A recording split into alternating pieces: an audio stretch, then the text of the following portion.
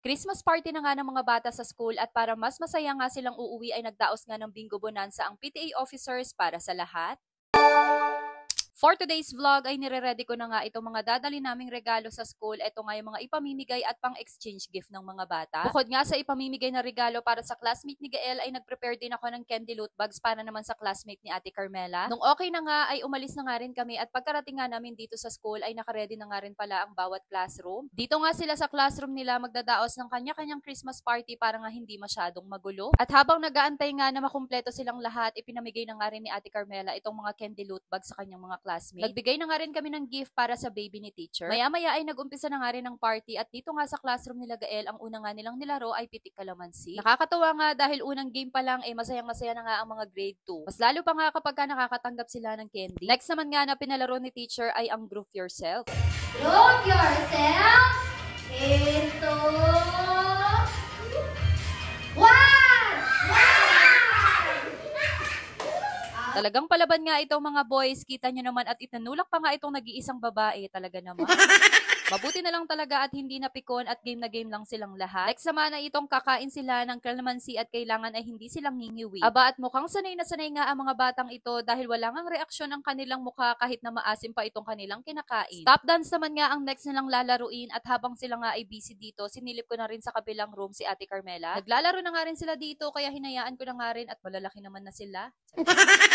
Pagkatapos nga nilang maglaro ng trip to Jerusalem ay kumain na nga rin sila at nagbigay na nga rin pala sila ng gift ng mga oras na to. Eto nga yung mga nakuha ni Gael, o diba, ang dami. Tapos nagbigay din ng ampaw si Tita Lane. At dahil patapos na nga rin ang party ng bawat classroom ay niready na nga rin ng PTA officers itong candy loot bags na ipamimigay para sa mga bata. At para nga hindi magulo kami na nga rin yung pumunta sa bawat room.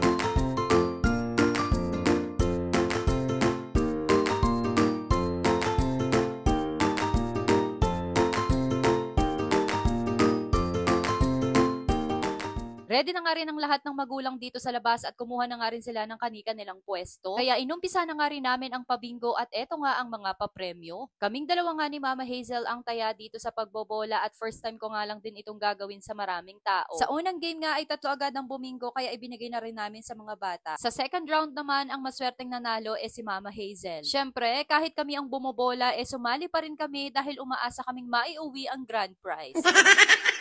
Kahit pa alam ko sa sarili ko na wala talaga akong kaswerte-swerte dito. Mabuti na lang at sa first round nanalo na nga si Ate Carmela kahit papano nakabawi rin.